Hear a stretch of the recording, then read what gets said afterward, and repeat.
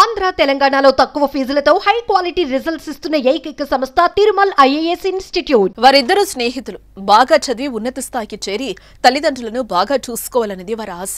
ఆ రోజు కోసం ఎదురు చూస్తూ ఉన్నారు. ఆ విధంగా ప్రయత్నాలు చేస్తున్నారు. కొన్ని రోజులు ఆగితే వారి కల నెరవేరేదేమో. కానీ విధి వెంటాడింది. పరీక్ష కోసం వెళ్తూ తిరుగురాని లోకాలకు వెళ్లిపోయారు. కన్నవారికి తీరని శోకాన్ని నింపారు. అమ్మా దారిలో ఉన్నాం, పరీక్షకు వెళ్తున్నామని చెప్పిన గంటలోపే అసూలు బాశారు. ఇంతకీ ఏం జరిగింది? మరి ఎలా చనిపోయారు?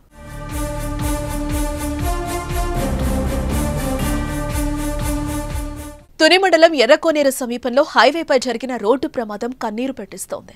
ఈ ప్రమాదంలో బంగారు భవిష్యత్తున్న ఇద్దరు యువకులు ప్రాణాలు పోయాయి. వారు ప్రయాణిస్తున్న బైక్ ను కారు ఢీకొట్టడంతో ఇద్దరు చనిపోయారు. మృతులు విజయవాడ అయ్యప్పనగర్ కు చెందిన నాదెండ్ల నిరంజన్, పశ్చిమ గోదావరి జిల్లా భీమవరానికి చెందిన పోలిశెట్టి రేవంత్లు. వీరిద్దరూ విజయవాడ కేఎల్ యూనివర్సిటీలో బీబీఏ ద్వితీయ సంవత్సరం చదువుతున్నారు.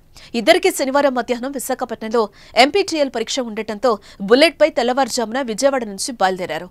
అలా వస్తూ ఓ చోట ఆగి తమ తల్లిదండ్రులతో ఫోన్లో మాట్లాడి క్షేమంగానే వెళ్తున్నామని ఇరువురు సమాచారం అందించారు.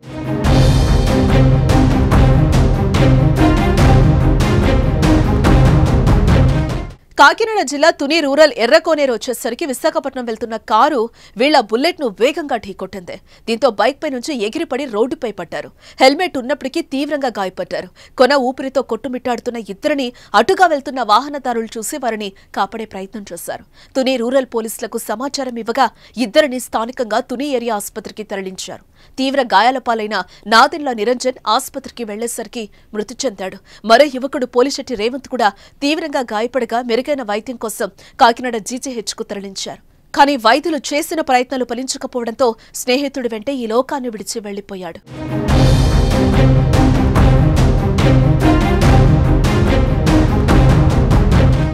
ఈ ఘటనలో కారు అతివేగంగా వచ్చి ఢీకొనడంతోనే ప్రమాదం జరిగిందని పోలీసులు అంటున్నారు. అయితే ఈ ప్రమాదానికి కారణం ఓ వైద్యుడు, ప్రమాద సమయంలో కారులో ముగ్గురు ఉంటే వేరే డ్రైవర్ను పోలీసులు చూపిస్తున్నారంటూ మృతుల కుటుంబీకులు ఆరోపిస్తున్నారు. మృతుల్లో ఒకరైన నిరంజన్ కు తండ్రి లేడు, తల్లొక్కరే. ఆమెకు కుమారుడే సర్వస్వం. అతడిపై ఆశలు పెట్టుకొని జీవిస్తోంది. కానీ నిరంజన్ ఇలా అర్ధాంతరంగా చనిపోవడాన్ని జీర్ణించుకోలేకపోతుంది. తుని ఏరియా ఆసుపత్రి వద్ద విగతజీవిగా ఉన్న కొడుకు మృతదేహాన్ని చూసి ఆమె విలపిస్తున్న తీరు ప్రతి ఒక్కరిని కంటతడి పెట్టిస్తోంది. చనిపోయిన నిరంజన్, రేవంత్లు ఎంతటి బెస్ట్ ఫ్రెండ్స్ అనేదానికి వీరు దిగిన ఫోటోసే సాక్ష్యం. ఇద్దరు చాలా క్లోజ్ గా ఉంటూ దిగిన ఫోటోలు ఇప్పుడు చూస్తుంటే గుండె తరుక్కుపోతోంది. ఎంతో స్నేహంగా మెలిగిన వారు చావులను కలిసి వెళ్లిపోయారంటూ తోటి స్నేహితులు కన్నీరు పెడుతున్నారు. ఎంపీటీఎల్ ఎగ్జామ్ కోసమని విజయవాడ నుంచి బయలుదేరాడు నా బిడ్డ. బయలుదేరితే ఇక్కడికి రాగానే తునేలో యాక్సిడెంట్ అయిందని నాకు 8 గంటలకు ఫోన్ చేశారు. 8 గంటలకు ఫోన్ చేసి చచ్చిపోయాడు మీ అబ్బాయి అని చెప్పారు.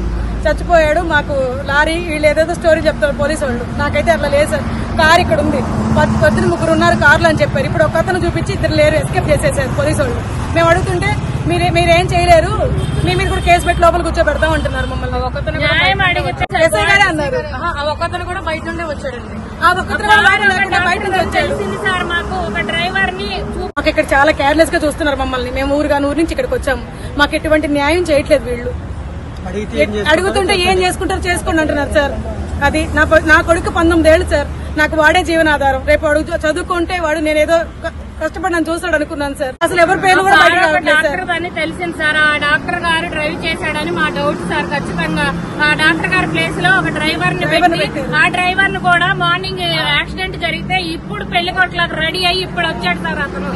మమ్మల్ని న్యాయం అడిగితే మేము అదే డాక్టర్ ఇంటికి వెళ్లి బాడీని తీసుకెళ్లి న్యాయం అడుగుతాం మేము అని అంటే, ఆ ఫ్యామిలీకి న్యాయం చేయండి అని అంటే ఇదే పోలీస్ స్టేషన్ ఎస్ఐ గారు వచ్చి మీ మీద కేసులు అయితే మిమ్మల్ని అరెస్ట్ చేయాల్సి వస్తుంది అన్నారు సార్.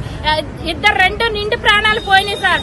ఆ 2 నిండు ప్రాణాలకు విలువ లేదు. యాక్సిడెంట్ చేసిన న్యాయం అడిగే వాళ్ళు మమ్మల్ని అరెస్ట్ చేస్తారు. ఎంతవరకు న్యాయం సార్ ఇది?